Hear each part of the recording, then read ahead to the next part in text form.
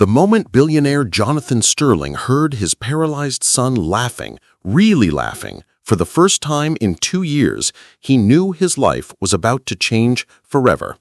He rushed toward the sound and found 8-year-old Timothy in his wheelchair, spinning and moving to music with their black maid, Grace. Both were glowing with joy so pure it took Jonathan's breath away. Timothy, who'd been a ghost since the accident, was dancing. And Grace wasn't just helping him, she was looking at the boy like he was her whole world. Jonathan felt his frozen heart crack open as he realized this woman had given him back his son. What he didn't know was that Grace had a secret. She'd specifically requested this job because she'd lost her own sister and saw Timothy as her chance at redemption. And he definitely didn't know that in 3 weeks, police would arrive with evidence that Grace was a professional thief who'd been systematically robbing the wealthy families who trusted her. The woman who'd brought joy back to his broken son, who'd made Jonathan feel alive again, who'd become the heart of their home. Was she truly a master manipulator? Or was someone destroying the only good thing left in their lives? Stick around to find out. If you're enjoying this story, don't forget to hit that subscribe button, like this video, and comment where you're watching from. Your support helps us bring more powerful stories, and trust me, you won't want to miss them. Now, let's get into the story. Jonathan Sterling's Italian leather shoes clicked against the pristine marble as he approached his Bentley, the weight of another failed business meeting heavy on his shoulders. The pharmaceutical merger that was supposed to secure his company's future had just collapsed, leaving him with nothing but the bitter taste of corporate betrayal and the crushing realization that his billions couldn't buy him the one thing he desperately needed: time. At 42, Jonathan had built an empire from nothing, transforming a small medical device startup into Sterling Pharmaceuticals, one of the largest companies in the country. His penthouse office overlooked the Seattle skyline, his garage housed 12 luxury cars, and his investment portfolio could fund small countries. Yet as he sat in traffic on this gray Thursday afternoon, all he could think about was the empty chair at his dinner table and the silence that had settled over his Bellevue mansion like a suffocating blanket. The accident had changed everything. 2 years ago, his 8-year-old son Timothy had been the light of his world, a spirited boy who collected rocks, dreamed of becoming an astronaut, and had an infectious laugh that could fill any room. One moment of inattention, one texting driver running a red light, and Timothy's spine had been crushed, along with Jonathan's faith in a just universe. His wife Rebecca had left 6 months after the accident, unable to handle what she called the new reality. She'd taken her grief and her guilt to a beach house in California, leaving Jonathan to navigate the complex world of medical care, physical therapy, and a son who rarely spoke anymore. The boy who once filled their home with chatter about space missions and superhero adventures now spent his days staring out his bedroom window, trapped in a wheelchair and seemingly lost in a world Jonathan couldn't reach. What would you do if you watched your child's joy disappear and felt powerless to bring it back? Share your thoughts below. The parade of nannies and caregivers had been endless. Each one came with impeccable references, medical training, and a professional demeanor that made Jonathan's skin crawl. They spoke to Timothy in soft, condescending tones, treated him like a fragile porcelain doll, and seemed more interested in their paychecks than his son's well-being. The longest any of them had lasted was 3 months before Timothy's silent treatment wore them down or Jonathan's impossible standards drove them away. That's when Grace Washington had walked into his life. She'd arrived on a rainy Monday morning 3 weeks ago, recommended by the agency with a note that she was different from the others. Jonathan almost turned her away at first glance. She was young, probably in her late 20s, with natural hair pulled back in a simple bun and wearing a dress that looked like it came from a thrift store rather than the upscale boutiques the other candidates had favored.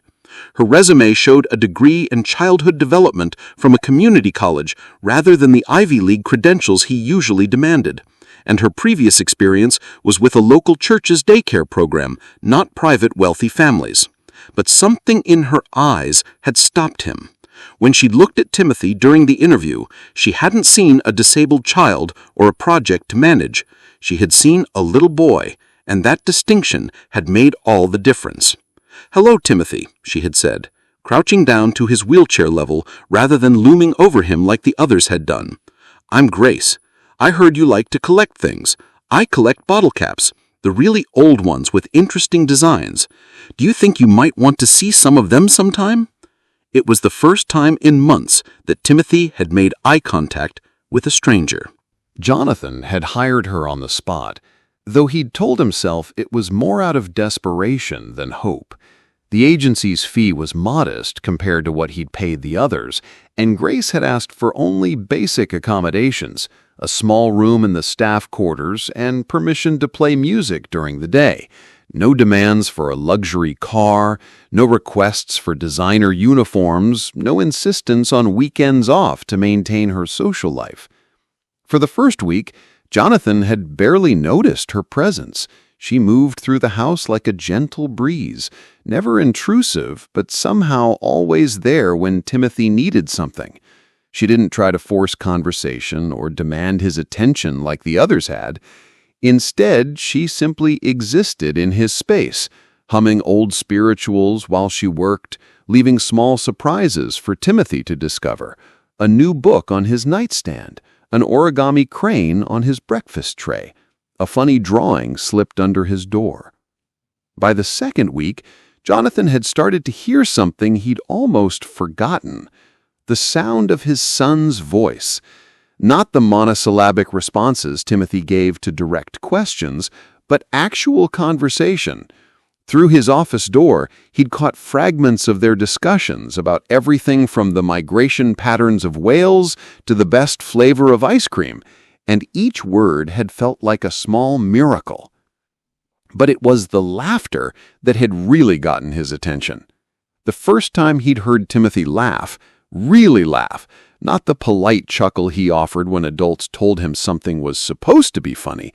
Jonathan had been on a conference call with investors in Tokyo. The sound had drifted up from the main floor, bright and musical and so startlingly unexpected that he'd actually asked the investors to hold while he stepped away from his desk to listen. Grace had been reading to Timothy in the sunroom, her voice animated as she brought the characters to life with different accents and dramatic pauses. Timothy was giggling at her impression of a pompous king, his face lit up with the kind of joy Jonathan had thought was gone forever.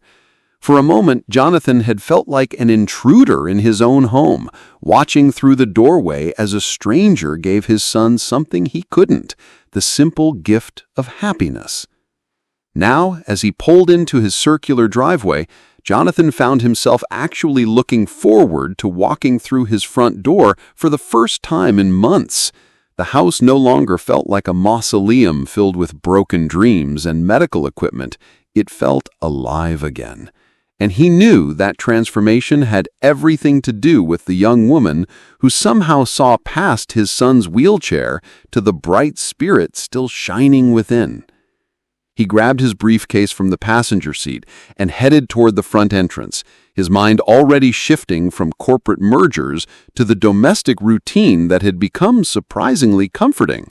Maybe Grace would have dinner ready. She'd taken over the cooking duties without being asked, and her comfort food was a welcome change from the bland, healthy meals the previous caregivers had insisted upon. Maybe Timothy would be willing to eat at the dining room table instead of in his room, as he'd started doing occasionally when Grace gently encouraged him. Small victories, Jonathan had learned, were still victories. As he reached for the front door handle, he could hear music playing inside, not the classical pieces he usually preferred, but something with soul and rhythm that seemed to pulse through the walls. There were voices, too, and that sound that had become so precious to him, Timothy's laughter, genuine and uninhibited. Jonathan turned the handle and stepped inside, expecting to find them in the sunroom or perhaps the kitchen, where Grace often helped Timothy with art projects that left colorful fingerprints on every surface. He was not prepared for what he saw in his foyer. The scene stopped him cold, his briefcase slipping from his fingers to land with a soft thud on the marble floor. Grace was there, but not the composed, professional caregiver he'd grown accustomed to seeing. She was dancing, actually dancing, her movements fluid and joyful as she spun in a circle, her simple dress flaring out around her legs, and her face was radiant with a happiness so pure it was almost blinding. And Timothy, my beautiful broken son, was dancing with her. The wheelchair was forgotten as Timothy gripped Grace's hands, his upper body swaying to the rhythm while she moved around him, their connection creating a kind of magic that transformed the cold, formal space into something warm and alive. Timothy's face was glowing with the same joy that Jonathan remembered from before the accident, his eyes bright with laughter as Grace spun him in his chair, both of them lost in a moment of perfect, uncomplicated happiness. The music swelled around them, a gospel song about hope and redemption that seemed to lift them both off the ground. And Jonathan felt something crack open in his chest, a pain so sharp and unexpected that he had to lean against the doorframe for support. This was what he'd been unable to give his son, this freedom, this joy, this sense that life was still worth celebrating despite everything that had been taken away. Grace had walked into their broken world and somehow made it whole again, not through medical expertise or therapeutic techniques, but through the simple act of seeing Timothy as a child who deserved to dance. The song reached its crescendo, and Grace lifted Timothy's hands above his head in a gesture of triumph, both of them laughing with abandon. It was then that she looked up and saw Jonathan standing in the doorway, his face a mask of shock and something deeper, a longing so profound it took her breath away. The music played on, but the dancing stopped. What do you think Jonathan is feeling in this moment? How would you react if you witnessed this scene? Let us know in the comments below. Time stretched like pulled taffy as Grace and Jonathan stared at each other across the marble expanse of the foyer. The gospel music continued to pour from the sound system, its joyful message now seeming to mock the sudden tension that had descended over the room like a heavy curtain. Grace's hands slowly released Timothy's, her arms falling to her sides as she straightened from her dancing pose, the radiance fading from her face as reality crashed back down around them. "Mr. Sterling," she breathed, her voice barely audible over the music. We were just—" But the words died in her throat as she took in his expression. Jonathan's face was a canvas of conflicting emotions, shock certainly, but also something raw and vulnerable that made her chest tighten with unexpected empathy. His usually immaculate appearance was disheveled from his day of failed meetings, his tie slightly askew, his dark hair mussed from running his hands through it. But it was his eyes that held her captive, those deep blue eyes that usually held such careful control, now swimming with an emotion so intense it made her want to look away. Timothy, oblivious to the adult tension crackling around him, was still swaying slightly to the music, his face flushed with exertion and joy. "Dad!" he called out, his voice brighter than Grace had ever heard it. "Did you see? Grace taught me this really cool move where—" "Timothy!" Jonathan's voice cut through his son's excitement like a blade, sharp and controlled in a way that made both Timothy and Grace flinch. "Go to your room, please." The light in Timothy's eyes dimmed instantly, his small shoulders sagging as the familiar walls went back up around him. "But Dad, we were just—" "Now, Timothy!" Grace watched the transformation with a breaking heart. As Timothy's face closed off, retreating into that distant, unreachable place where he'd lived for so long before she'd arrived. Without another word, he wheeled himself toward the hallway that led to his ground-floor bedroom, the sound of his chair's movement unnaturally loud in this sudden silence. Grace moved to follow him, every instinct screaming at her to comfort the child who just had his moment of pure happiness ripped away. But Jonathan's voice stopped her cold. "Miss Washington, stay." The command hung between them like a challenge, and Grace felt her spine straighten in response. She'd grown up in neighborhoods where respect was earned, not demanded, and something in his tone sparked a flame of defiance that surprised them both. "His name is Timothy," she said quietly, her voice steady despite the hammering of her heart.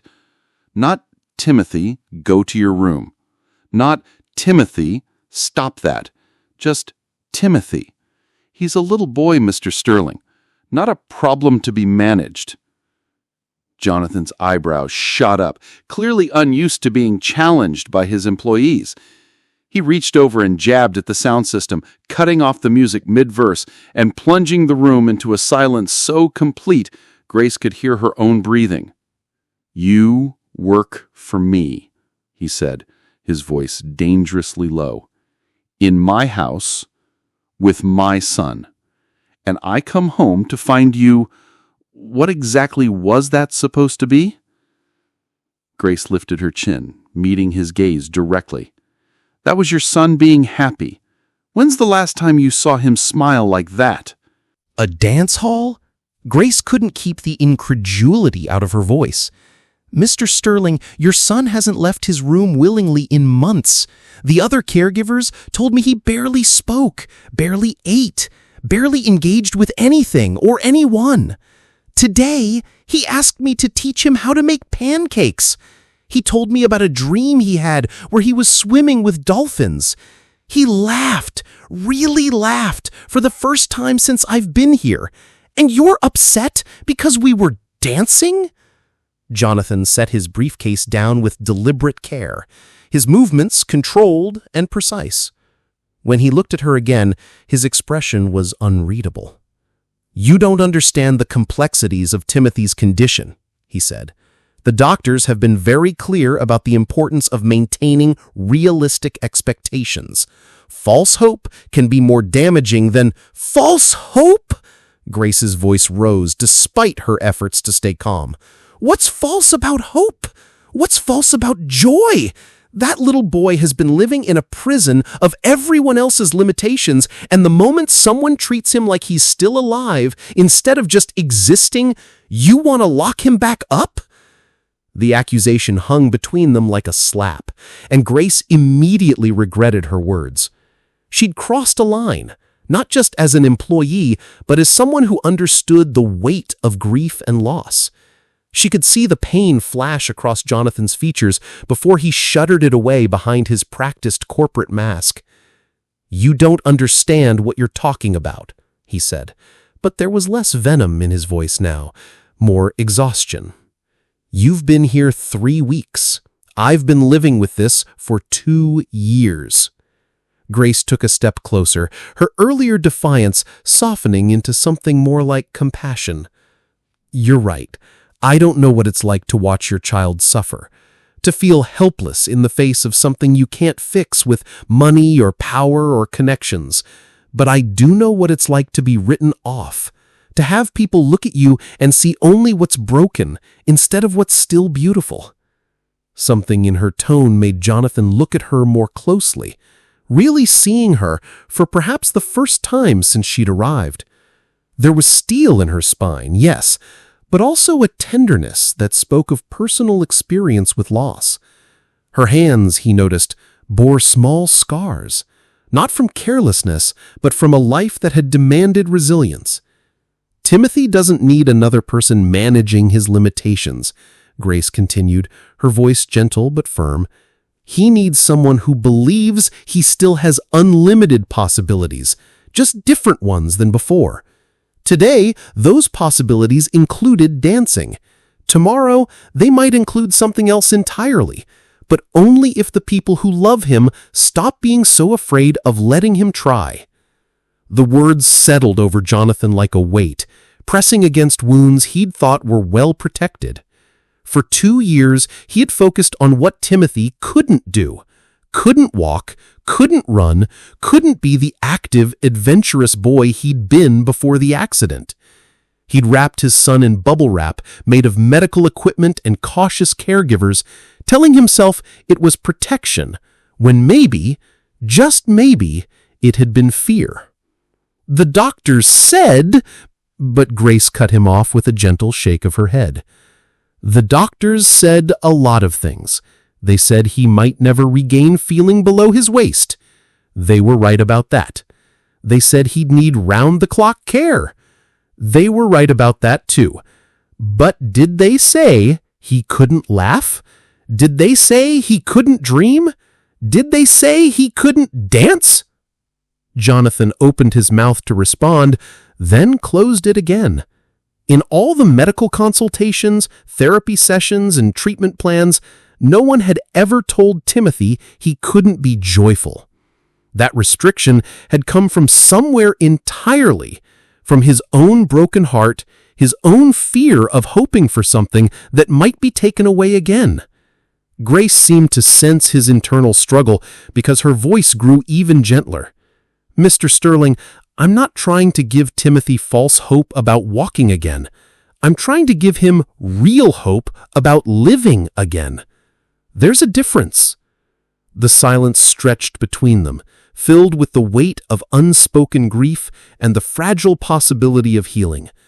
Jonathan found himself studying Grace's face, seeing past the professional caregiver to the woman beneath, someone who understood loss but chose hope anyway, someone who looked at his broken son and saw not a tragedy, but a boy who deserved to dance. How do you think parents should balance protecting their children with allowing them to live fully? What would you do in Jonathan's position? Share your thoughts below. "He called you by your first name," Jonathan said suddenly, the observation seeming to surprise him as much as it did Grace. She blinked, thrown by the change in direction. "What? Timothy, he called you Grace, not Miss Washington. He hasn't used a caregiver's first name since—" Jonathan's voice trailed off, and Grace could see him wrestling with a memory that was obviously painful. "Since when?" she asked softly. Jonathan's hands clenched at his sides, his carefully maintained composure beginning to crack. "Since Maria. She was our housekeeper before the accident, practically raised Timothy while Rebecca and I were building the company.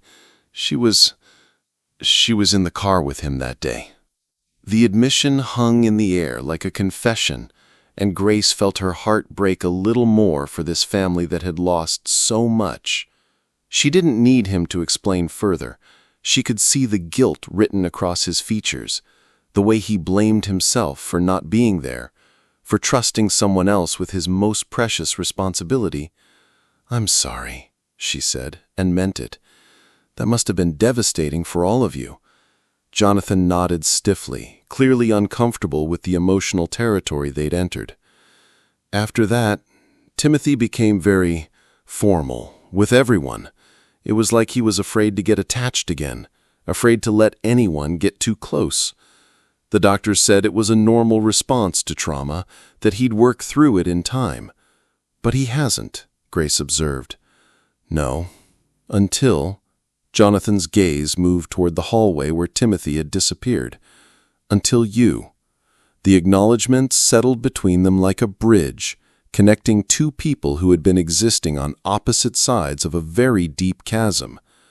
Grace could see the fear in Jonathan's eyes, not just fear of his son being hurt again, but fear of his own heart being broken by hope. "I can't promise nothing bad will ever happen to him again," Grace said quietly. "Nobody can promise that.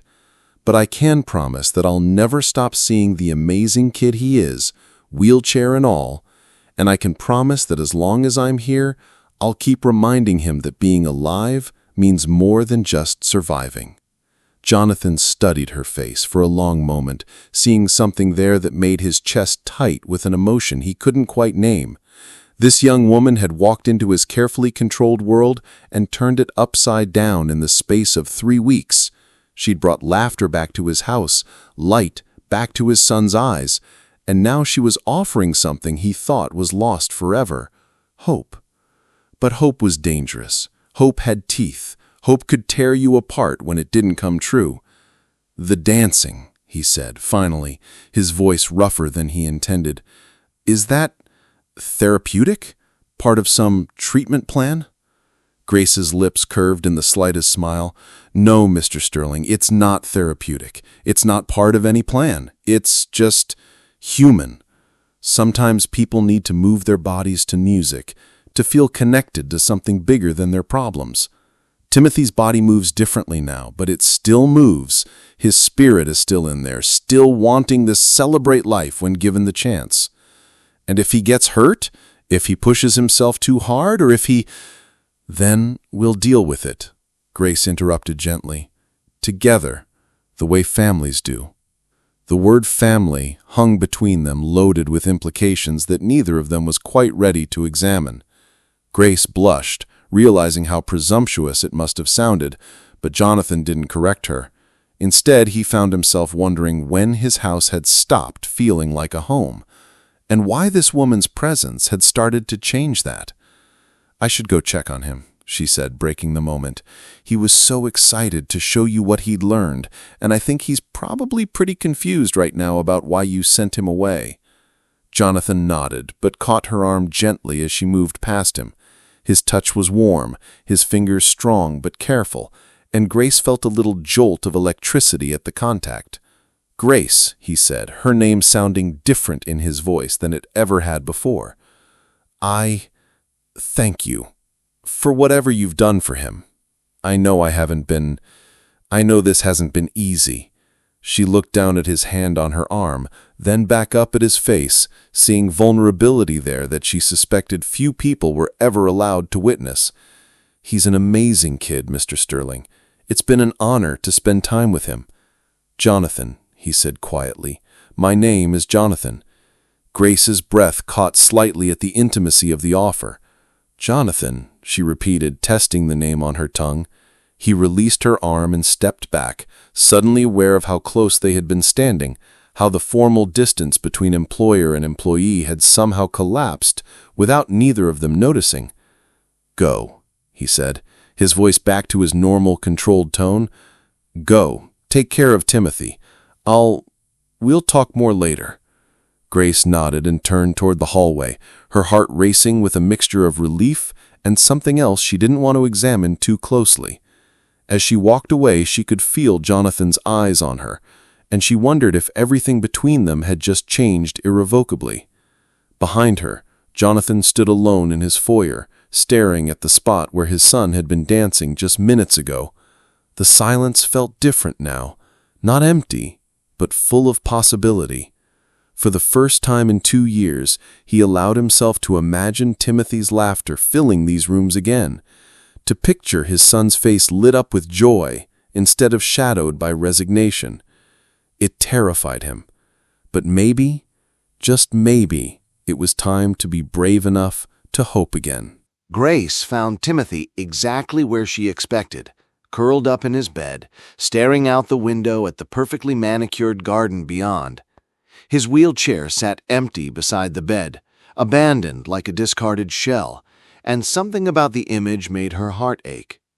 He looked so small in the king-sized bed, so fragile and defeated, that for a moment she felt the full weight of what Jonathan must carry every single day.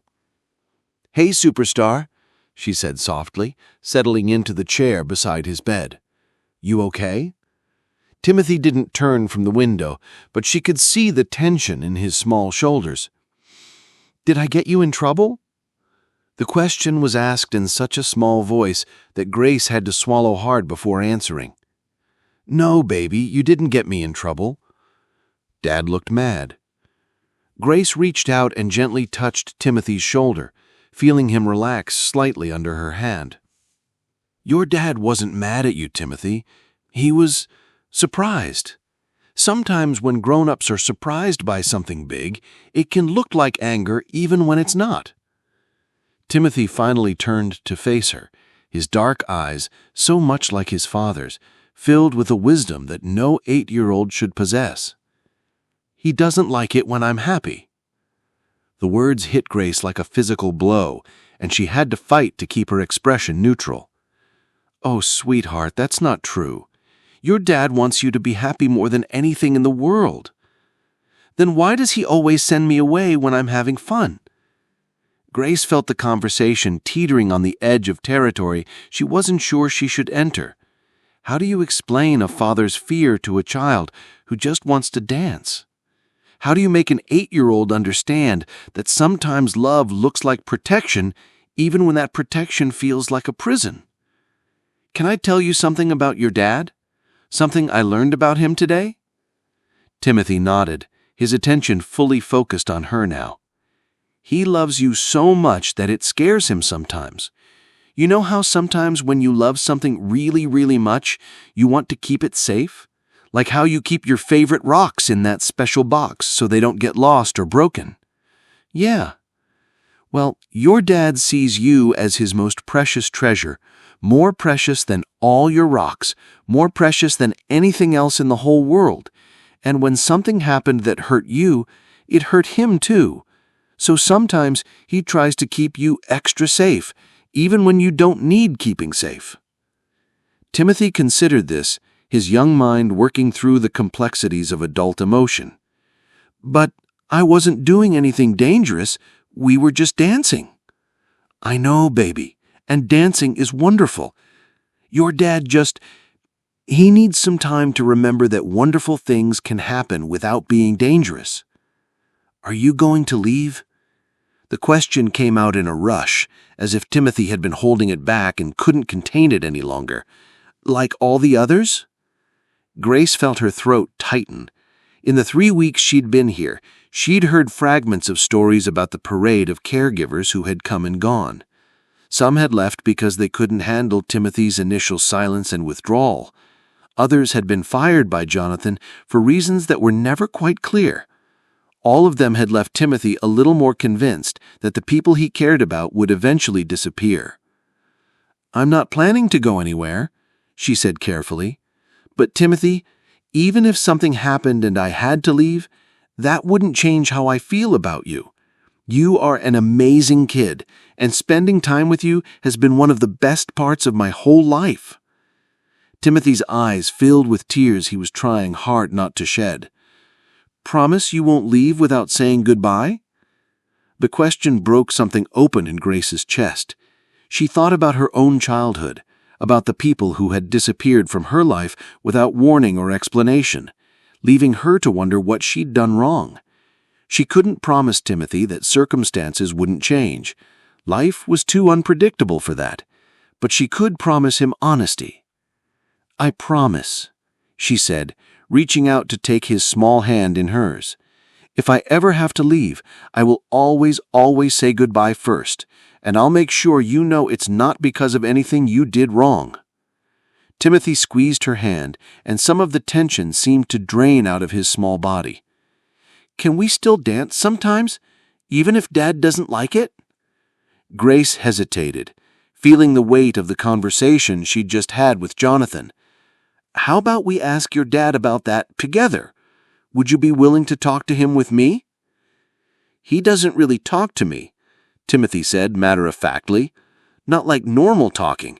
He asks if I need anything or tells me about doctor appointments, but we don't talk about stuff like we used to." "What did you used to talk about?" Timothy's face lit up with memory. "Everything. Before the accident, we used to have these really long talks at bedtime.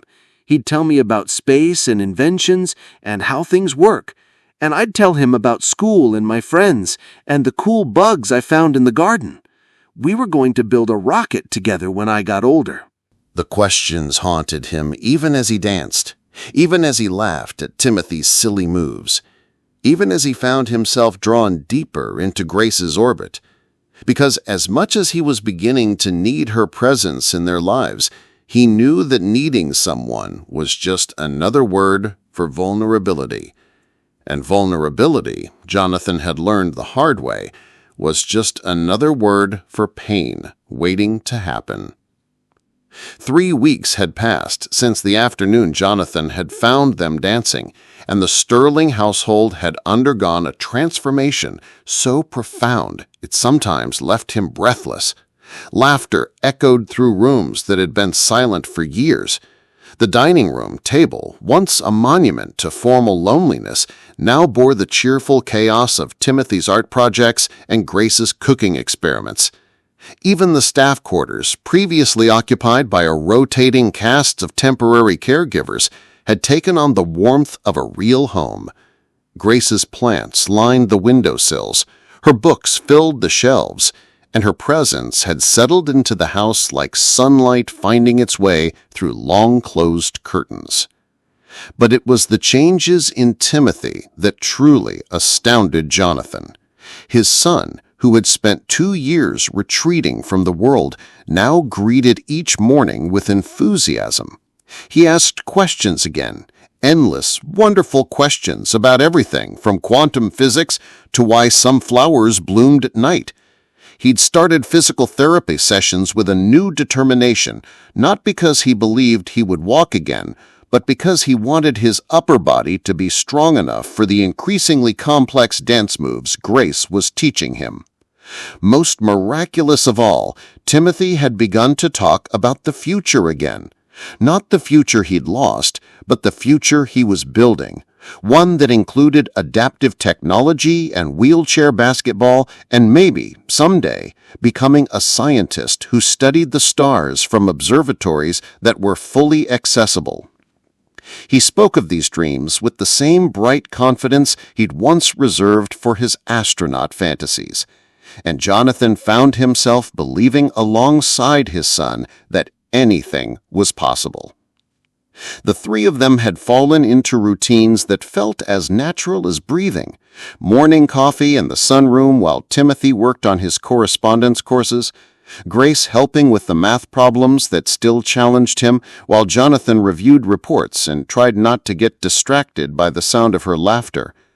Afternoon dance sessions that had evolved from simple movements to elaborate choreography, with Jonathan finding himself pulled more and more frequently into their performances. Evening dinners where they talked about everything and nothing, where Timothy regaled them with stories from his online classes and Grace shared memories from her childhood that made them all laugh until their sides ached.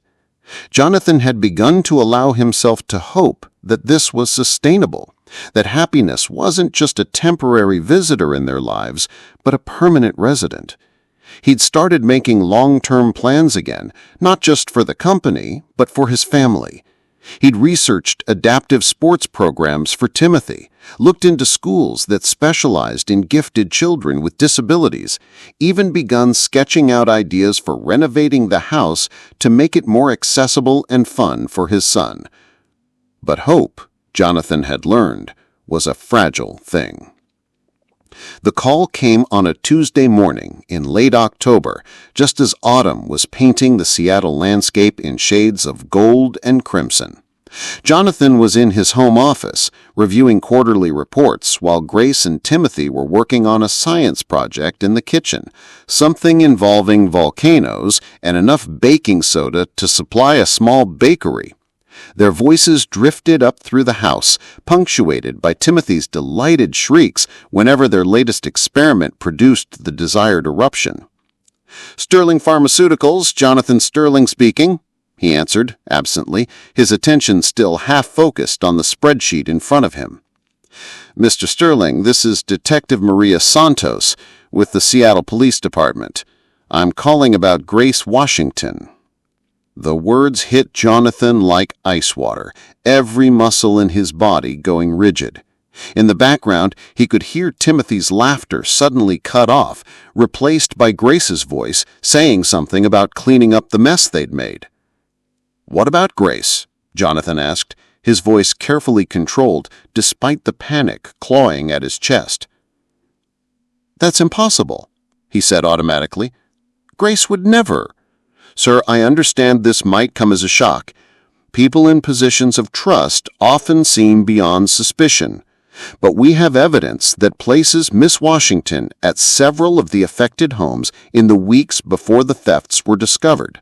She worked for the Hendersons, the Matsuis, and the Whitmore family, all of whom reported missing items after she left their employment. Jonathan's mind raced, trying to process what he was hearing. Grace, who made origami cranes out of newspaper for Timothy's collection. Grace, who had never asked for anything beyond her modest salary and had actually returned overpayment when he'd accidentally given her too much cash for groceries. Grace, who treated his son with such genuine care that Jonathan had begun to believe she might actually love them both. "What kind of evidence?" he managed to ask. "I can't go into details over the phone, sir, but we'd like to speak with Miss Washington as soon as possible. Is she there now?" Jonathan looked toward his office door, beyond which he could hear Grace explaining something about chemical reactions to Timothy, her voice animated with the same enthusiasm she brought to everything she did with his son. "Mr. Sterling? Is Miss Washington available?" Jonathan's voice caught, and he had to clear his throat before continuing.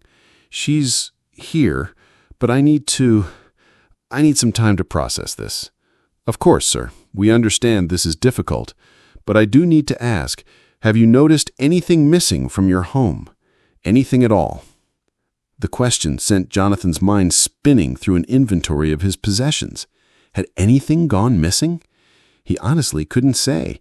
He'd never been particularly attentive to his material belongings, and since Grace had arrived, he'd been focused on so many other changes that he wouldn't have noticed if half his art collection had walked out the door. "I don't think so," he said slowly, "but I haven't been looking." "You might want to check, sir, thoroughly. These thefts have a pattern, usually small items that won't be missed immediately, taken over time rather than all at once. Very professional." Professional? The word lodged in Jonathan's chest like a splinter. Was that what Grace was? A professional thief who had spotted a grieving father and his disabled son and seen an opportunity? Had every moment of joy, every breakthrough with Timothy, every gentle touch and encouraging word been part of an elaborate con? "We'll be in touch, Mr. Sterling. In the meantime, I'd recommend securing any valuables and keeping a close eye on Miss Washington until we can speak with her." The line went dead, leaving Jonathan staring at his phone as if it were a venomous sneak. Downstairs, Grace was laughing at something Timothy had said, the sound that had become so precious to Jonathan, now seeming to mock his gullibility.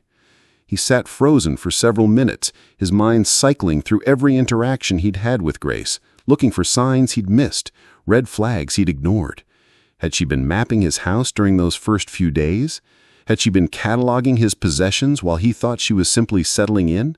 Had her interest in Timothy been genuine, or just a way to ensure job security while she systematically robbed them blind? The thought of Timothy, trusting, vulnerable Timothy, who had opened his heart to Grace completely, made Jonathan's stomach churn.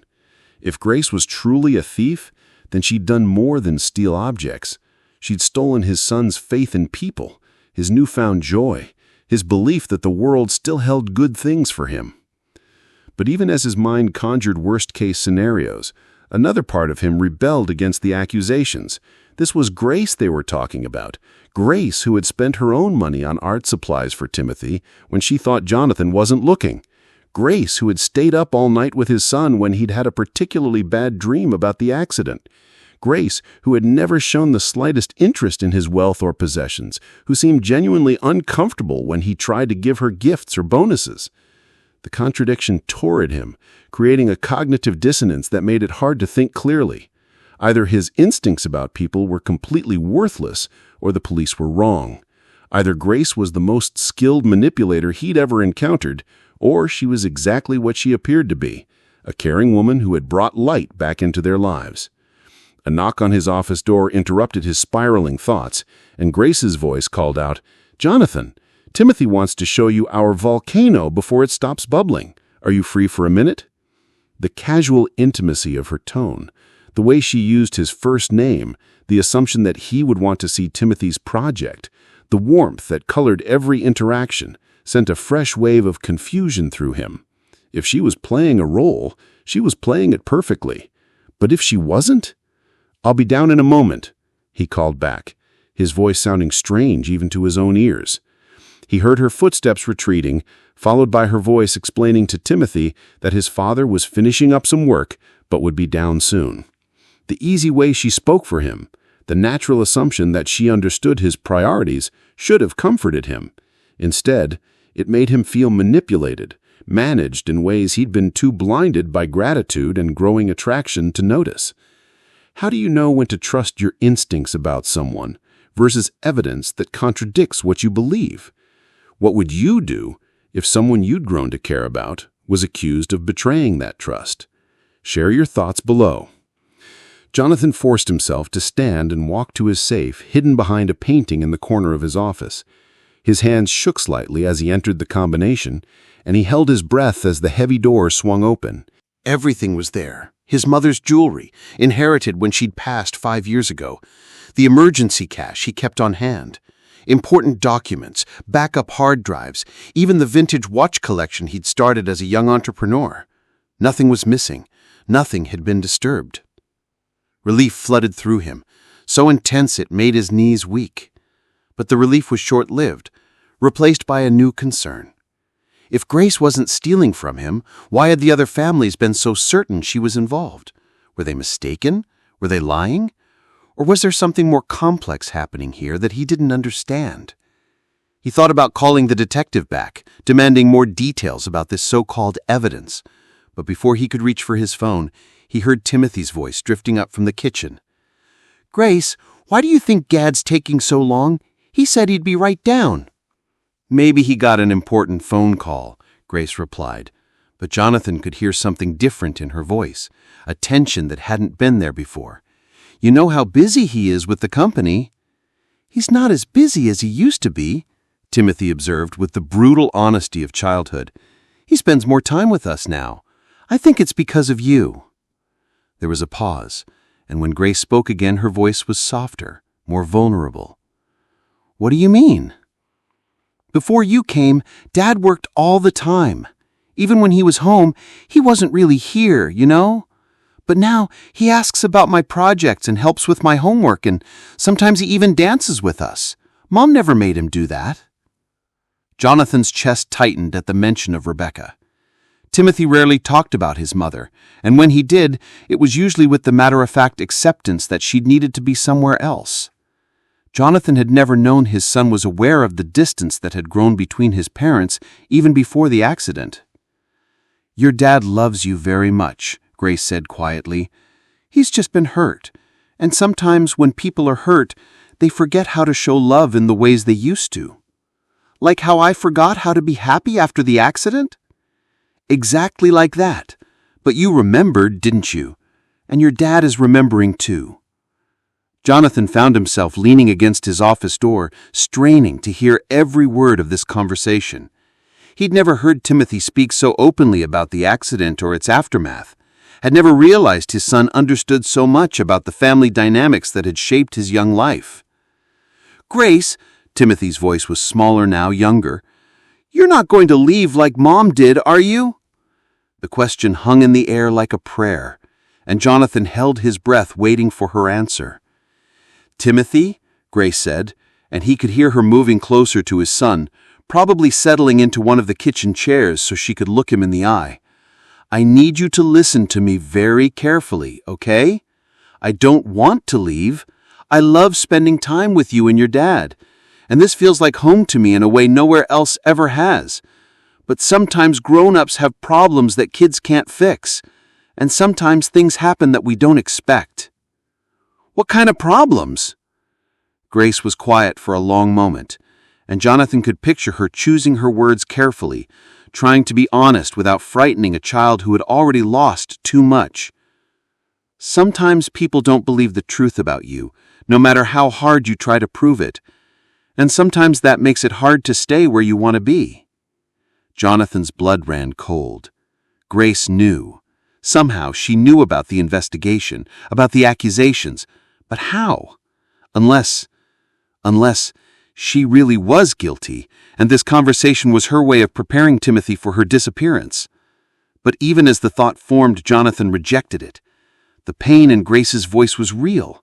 The love she clearly felt for Timothy was genuine. Whatever was happening here, it wasn't the calculated manipulation of a skilled con artist. "Are you in trouble?" Timothy asked, and he could hear the fear creeping into his son's voice. "I might be," Grace admitted, "but I want you to know that no matter what happens, nothing about the way I feel about you will ever change. You are the most amazing kid I've ever known, and knowing you has made me a better person." "Then fight!" Timothy's voice was suddenly fierce, animated by the same determination that had helped him adapt to his wheelchair and learn to find joy in his new circumstances. "Don't just give up. Dad has lots of money and he knows important people. He can help you." Grace's laugh was soft and sad. "Oh, sweetheart, it's not that simple." "Why not? If you're not really in trouble, then Dad can prove it, right? He's really smart and he fixes problems all the time." Jonathan felt tears prick his eyes at his son's absolute faith in him, at Timothy's belief that his father could solve any problem if he just tried hard enough. When had he last felt that capable? When had he last believed in his own power to protect the people he loved? Sometimes the problems aren't about being smart. Sometimes they're about people making up their minds about you before they know the real story. Then we have to tell them the real story. And what if they don't want to listen? Timothy was quiet for a moment, considering this. When he spoke again, his voice carried a wisdom that broke Jonathan's heart. "Then they're stupid, and we don't need them anyway. We have each other." The simple declaration, "we have each other," hit Jonathan like a lightning bolt. When had Timothy started thinking of them as a unit? When had Grace become part of the family equation in his son's mind? And more importantly, when had Jonathan started thinking of her the same way? He found himself moving toward the kitchen before he'd consciously decided to leave his office, drawn by the need to see them together, to gauge for himself whether Grace's distress was real or performed. But as he rounded the corner, he stopped short at the sight that greeted him. Grace was kneeling beside Timothy's wheelchair, her hands covering his smaller ones, her face streaked with tears she was clearly trying to hide.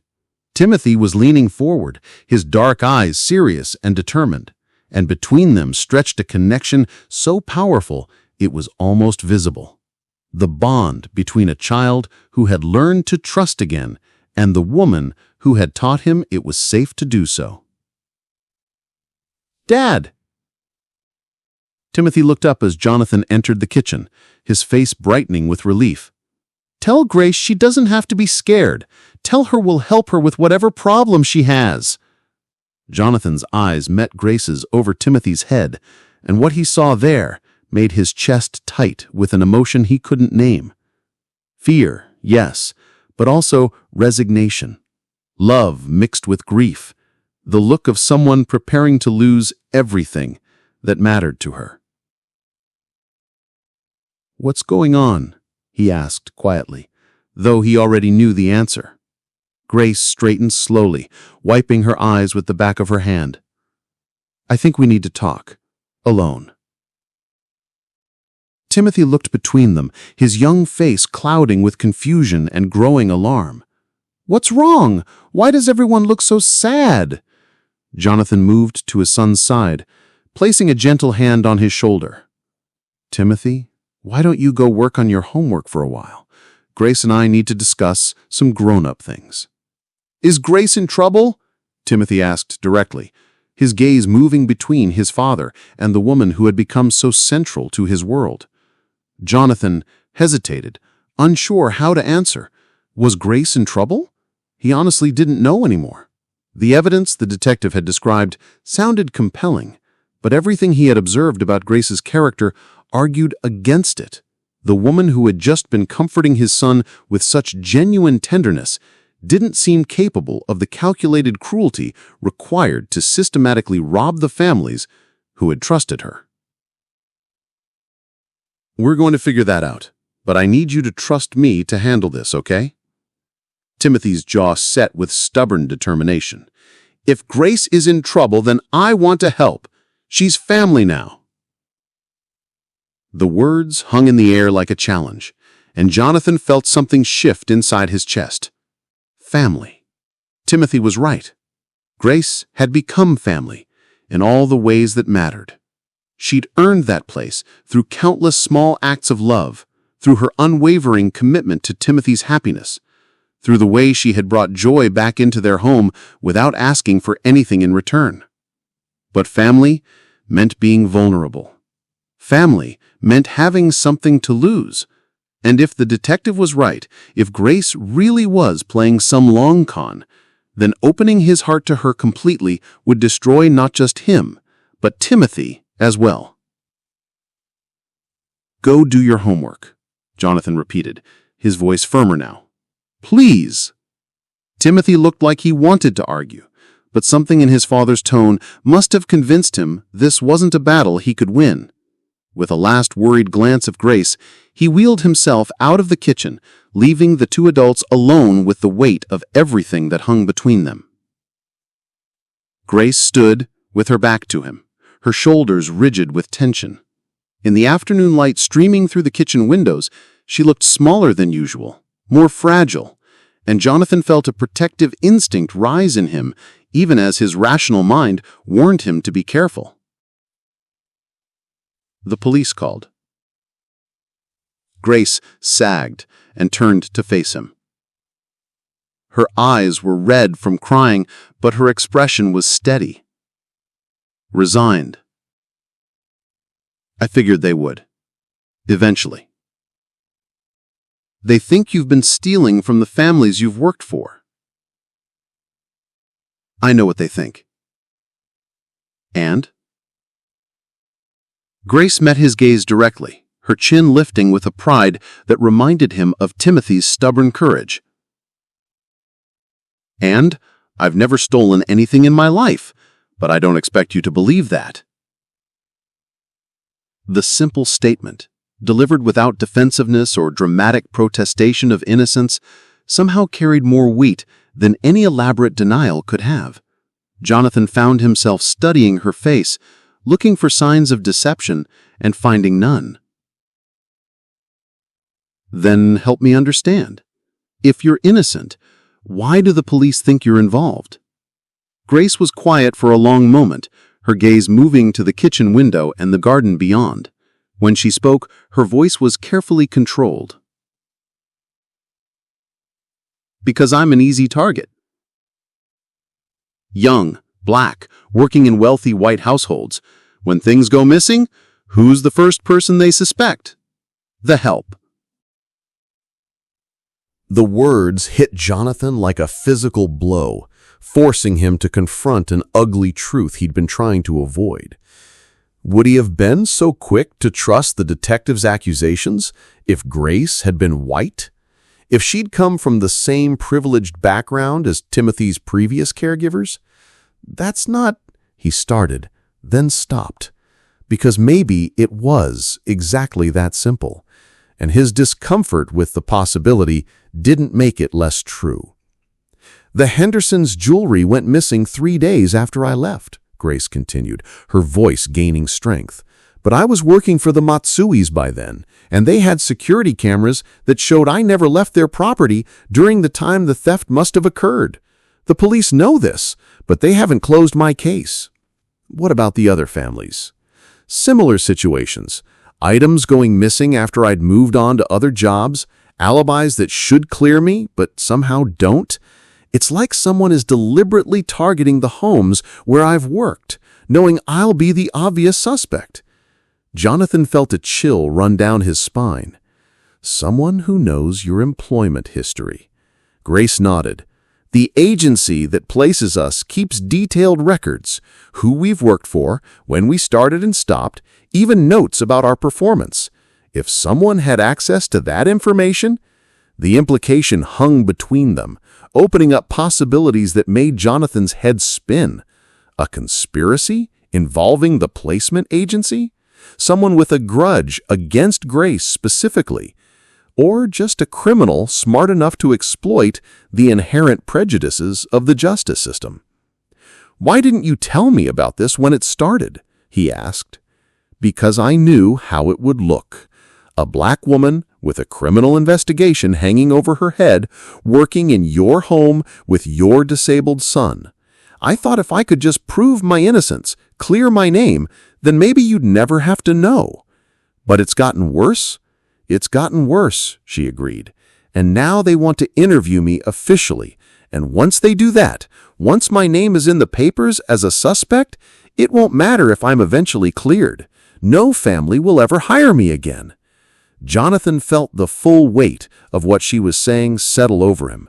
Grace wasn't just facing the loss of her current job.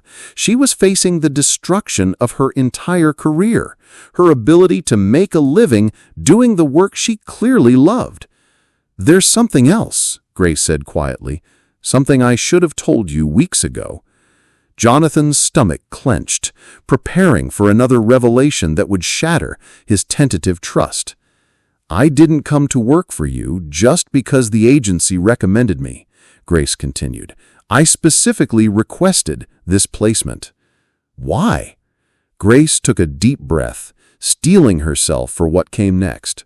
"Because I knew about Timothy, about the accident, about how he'd been struggling, and I knew what it was like to watch someone you love fight for their life in a hospital bed, to see them retreat from the world because living hurt too much."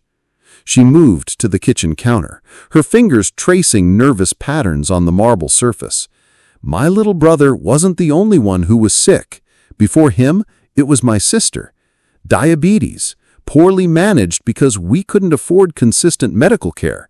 She went into a coma when she was Timothy's age, and when she woke up, she was different, withdrawn, angry. She'd lost her faith that the world was a good place." Jonathan felt his heart breaking for the young Grace who had watched her sister suffer, who had learned far too early that life could be arbitrary and cruel. She died 2 years later, not from the diabetes, but from an overdose. She'd given up fighting, decided life wasn't worth the pain anymore. The admission hung in the air between them, raw and devastating. Jonathan understood now why Grace had been so determined to reach Timothy, why she'd been willing to risk her professional reputation by dancing with him, pushing him to engage with life again. "So yes," Grace said, turning to face him again, "I came here with an agenda. I wanted to save Timothy the way I couldn't save my sister. I wanted to prove that kids who've been broken by life can still choose joy, still find reasons to hope. And maybe, in some small way, I wanted to heal my own heart by helping heal his." The confession should have made Jonathan angry. She'd manipulated the situation, used his son's condition to further her own emotional needs. But instead, he found himself feeling something closer to awe. Grace had risked everything, her career, her reputation, her emotional safety, for the chance to help a child she'd never met. "Did it work?" he asked softly. "Did helping Timothy help you heal?" Grace's smile was soft and sad and beautiful. "More than I ever imagined it could. You both did. This family, this house, these last few months, they've been the happiest of my life, which is why losing all of this is going to hurt so much." "You don't have to lose anything," Jonathan said, surprised by the intensity of his own voice. "We'll fight this. I'll hire the best lawyers, private investigators, whatever it takes to clear your name." "Jonathan, you can't—" "Yes, I can," he interrupted, stepping closer to her. "Timothy was right. I do have money and connections and resources. And I'm not going to stand by and watch you get railroaded by a system that's looking for an easy answer instead of the right one." Why? The question was barely a whisper, but it carried the weight of everything between them. Why would you do that for me? Jonathan reached out and gently touched her face, his thumb brushing away a tear she didn't realize had fallen. "Because Timothy's not the only one you saved," he said quietly. "Because you brought my son back to me, and you made me remember what it felt like to hope again. Because somewhere along the way, you became essential to this family, and I'm not willing to let you go without a fight."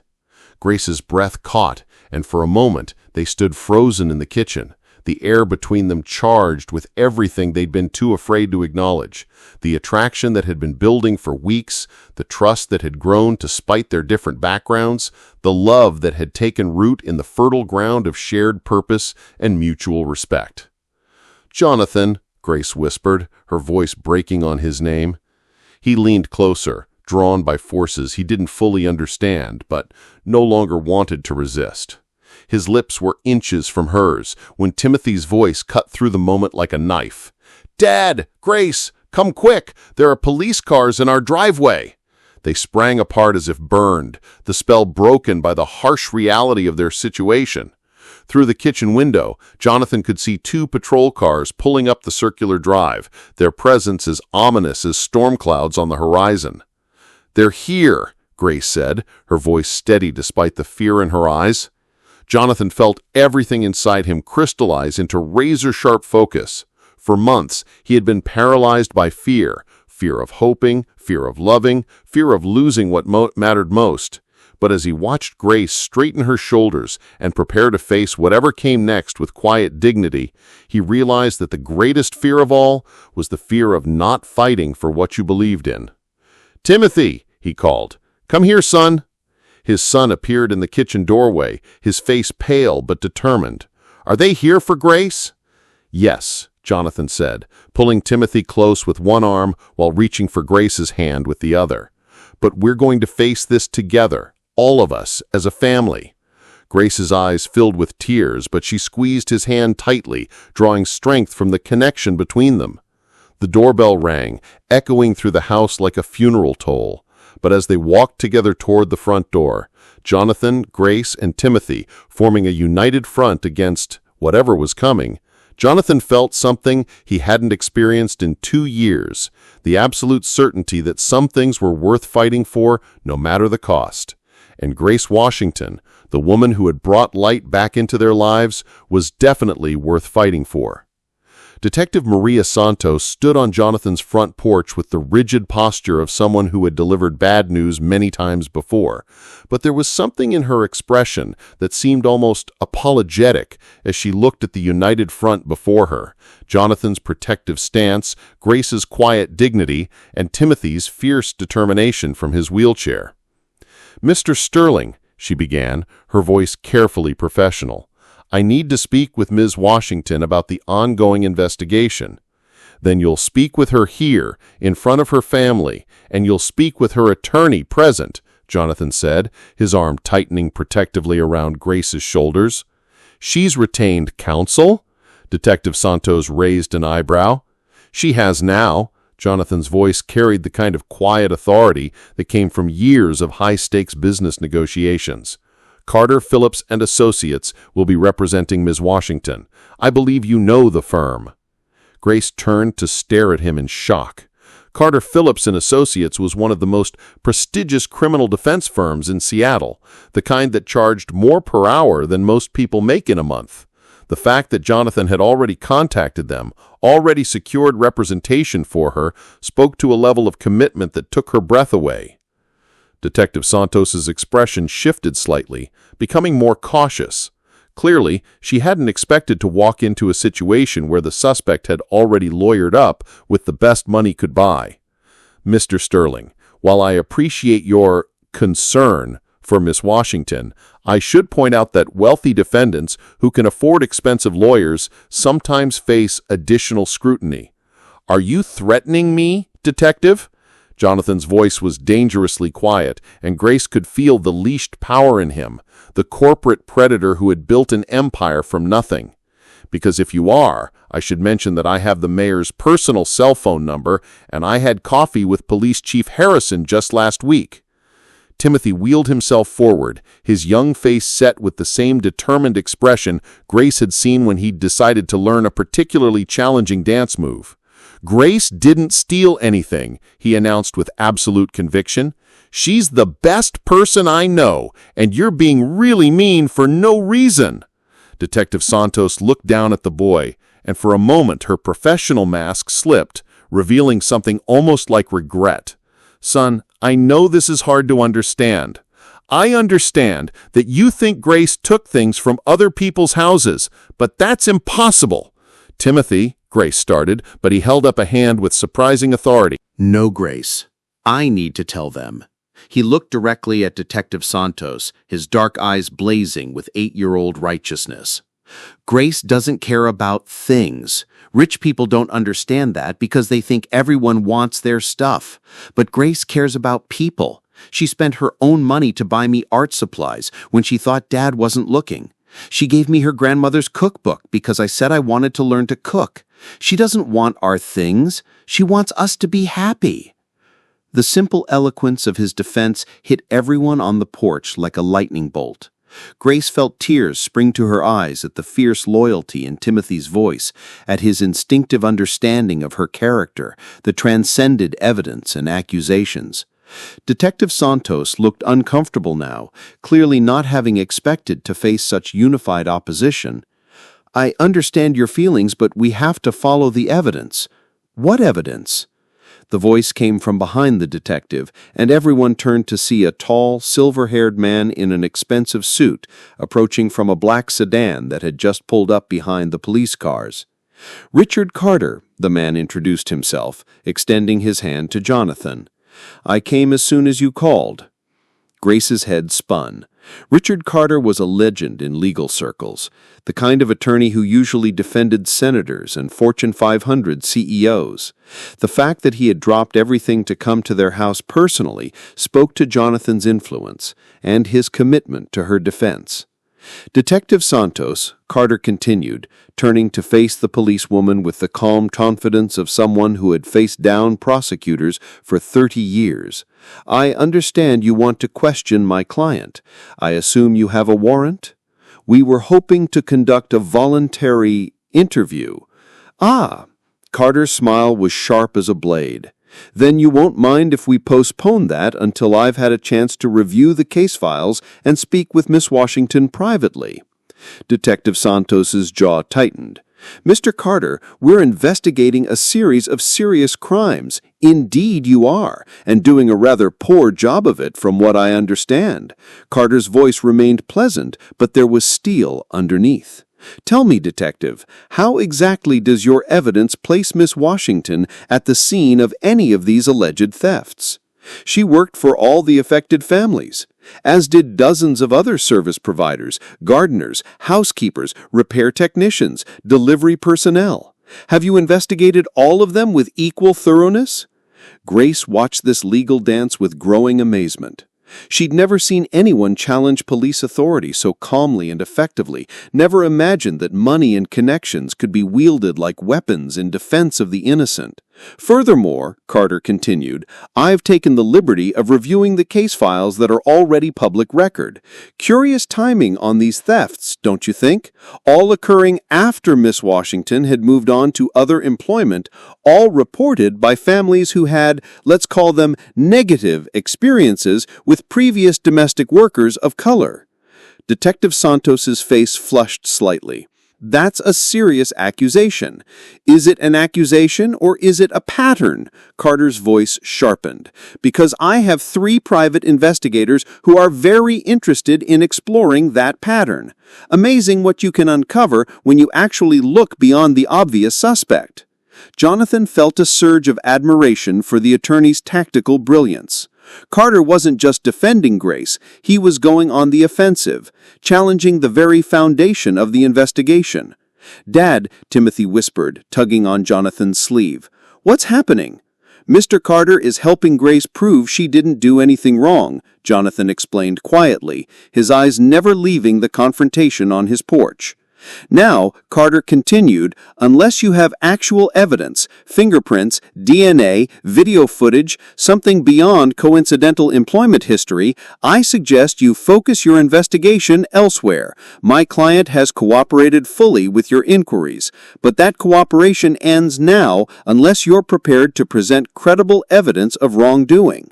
Detective Santos looked frustrated, clearly not used to being outmaneuvered so completely. This isn't over, she said, but the words lacked conviction. No, it's not, Carter agreed pleasantly, because my investigators are going to find who actually committed these crimes, and when they do, I'll be very interested to see if your department has been deliberately targeting innocent people or if this is simply a case of investigative incompetence.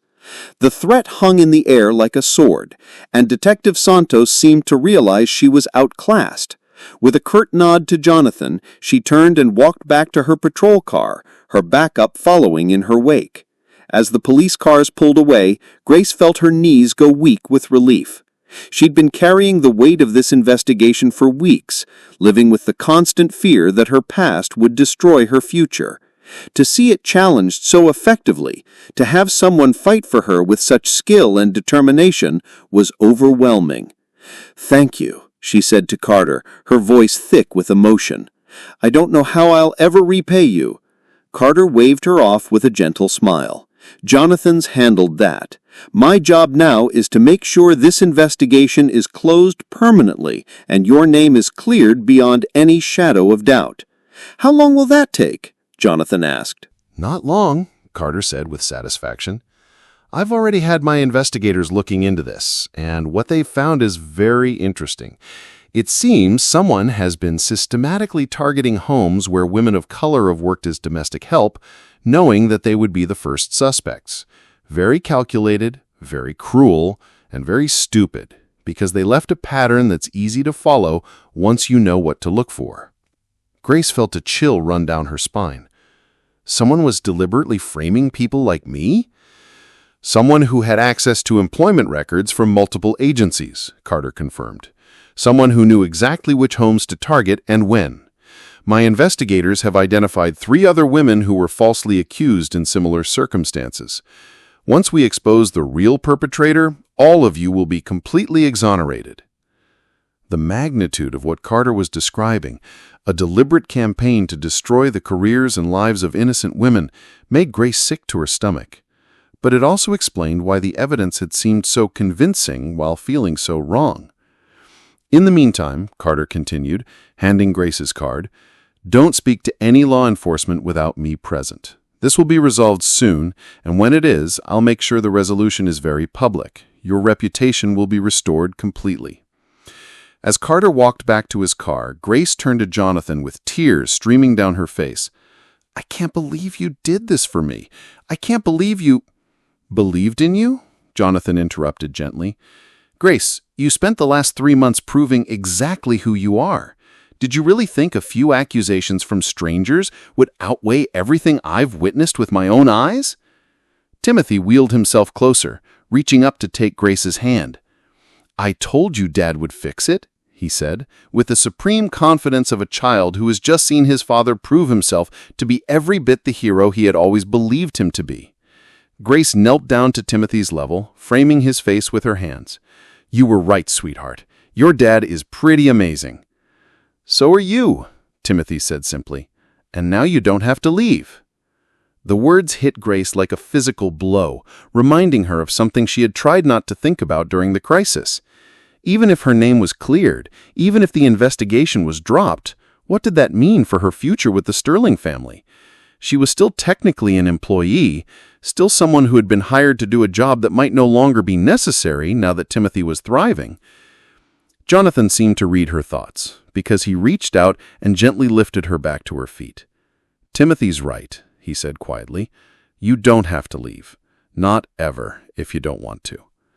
Grace's heart started racing as she tried to interpret the meaning behind his words. Was he offering her permanent employment? Or was he offering something more personal, more intimate, more terrifying and wonderful than she had dared to hope for? "Jonathan," she whispered, her voice catching on his name. He stepped closer, his hands coming up to frame her face the way hers had framed Timothy's moments before. Grace Washington, you walked into our lives when we were broken and lost, and you made us whole again. You brought joy back to my son, hope back to my heart, and love back to this house. I don't want you here as Timothy's caregiver. I want you here as part of our family, permanently. Grace felt her breath catch as the full meaning of his words sunk in. This wasn't just about job security or clearing her name. This was about love, about commitment, about building a future together. Are you asking me to? I'm asking you to marry me, Jonathan said, his voice steady, despite the vulnerability in his eyes. I'm asking you to be Timothy's mother, my wife, my partner in everything. I'm asking you to help me raise this amazing boy, and maybe, if we're lucky, give him some brothers or sisters to dance with. What does it mean to find your family in unexpected places? How do we know when we found the people who truly see and accept us for who we are? Share your thoughts below. Grace stared at him in shock, her mind reeling from the magnitude of what he was offering. Marriage, a family, a future with these two people who had come to mean everything to her. But we barely know each other, she whispered, even as her heart was screaming yes. I know that you love my son as if he were your own, Jonathan said softly. I know that you see beauty where others see brokenness, hope where others see obstacles. I know that you dance when you're happy and hum gospel songs when you're cooking. I know that you cry at sad movies and laugh at Timothy's terrible jokes and somehow make everything better just by being yourself. Dad's right, Timothy chimed in, apparently finding nothing strange about witnessing a marriage proposal at the age of 8. Plus, you already know all our secrets and you still like us, so that's probably a good sign. Grace couldn't help but laugh through her tears at Timothy's practical assessment of their relationship.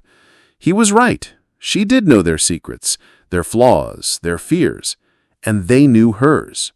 Over the past 3 months, they had seen each other at their most vulnerable and had chosen to love each other anyway. I love you, she said to Jonathan, the words spilling out before she could second-guess them. I love you both so much it scares me. Is that a yes? Timothy asked excitedly. Grace looked down at him, this beautiful boy who had taught her that joy was always possible if you were brave enough to choose it. Then she looked back at Jonathan, this complicated man who would learn to hope again because she'd shown him it was safe to do so. Yes, she said, her voice growing stronger with each word. Yes, I want to marry you. Yes, I want to be Timothy's mom. Yes, I want to build a life with both of you. Jonathan's smile was brilliant as he leaned down to kiss her, their lips meeting in a promise of everything that was to come. Timothy cheered and clapped, already planning what music they would dance to at the wedding, and Grace felt her heart expand to hold all the love and joy and possibility that had just been laid at her feet. When they finally broke apart, breathless and laughing, Grace realized that the front door was still standing open behind them. Through it, she could see the foyer where she'd first danced with Timothy, where Jonathan had first seen them together, where their journey toward becoming a family had really begun.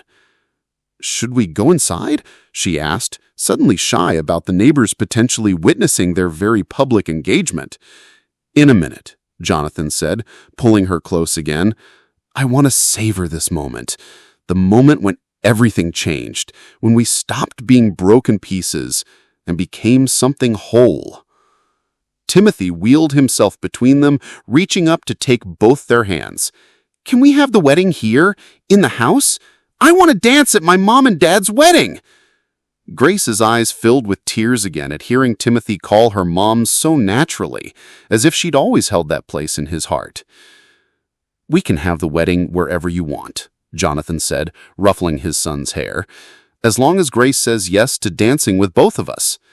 Always, Grace promised, looking around at this family she'd never expected to find, this love she'd never thought she deserved.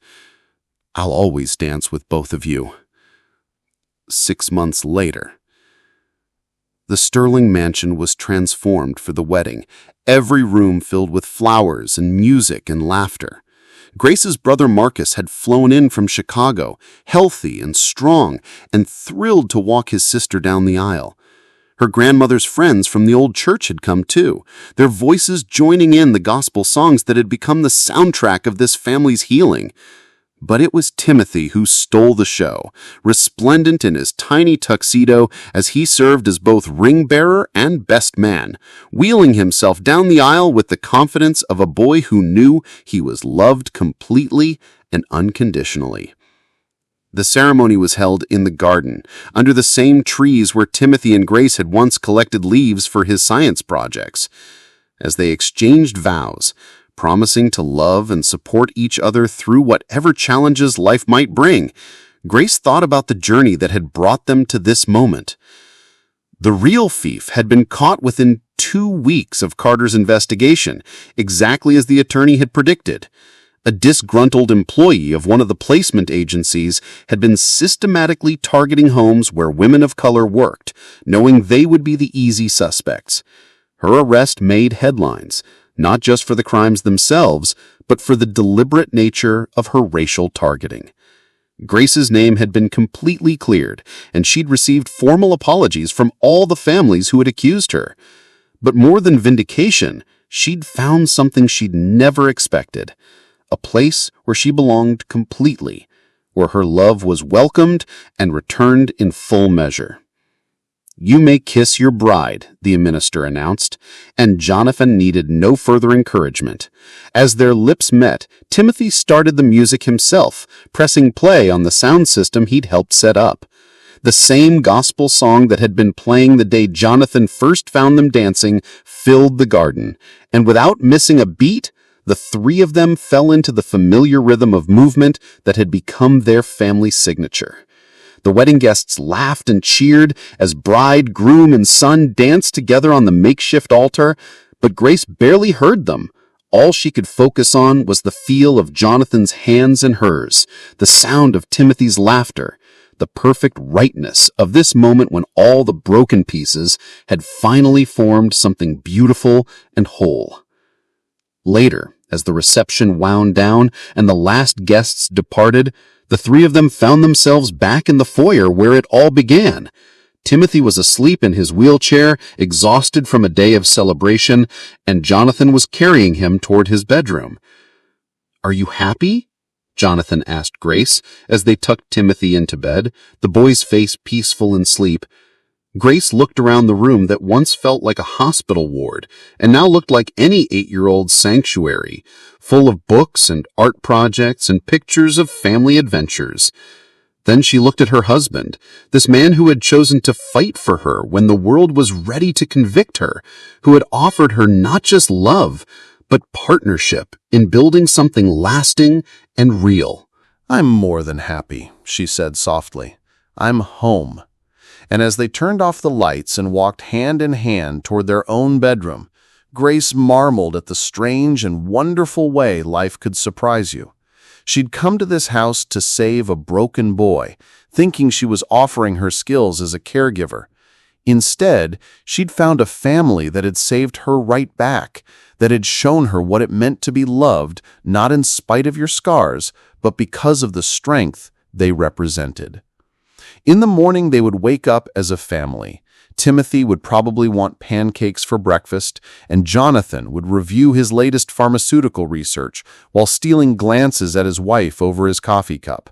Grace would hum while she cooked, and they would dance in the kitchen while they waited for the food to finish, and it would be ordinary and perfect and exactly the life she'd never dared to dream she deserved. But tonight, as she fell asleep in her husband's arms, Grace Washington Sterling smiled at the memory of a little boy's laughter and the dance that had changed everything. Sometimes the best love stories began not with passion or romance, but with the simple decision to see joy where others saw only sorrow, to choose hope where others chose fear, and to believe that broken things could be made beautiful again. And sometimes, if you were very lucky, that decision led you home. In a world that often tells us our circumstances define our possibilities, how do we choose joy despite our challenges? What does it mean to you to find family in unexpected places? Let us know in the comments. Your story might inspire someone else to keep dancing through their own difficult seasons. Thank you for watching this story to the end. If you enjoyed this story, you will surely love the next one. It's as crazier and more intriguing as you can ever imagine. So do check it out. Click on the image showing on your screen right now to watch the next one.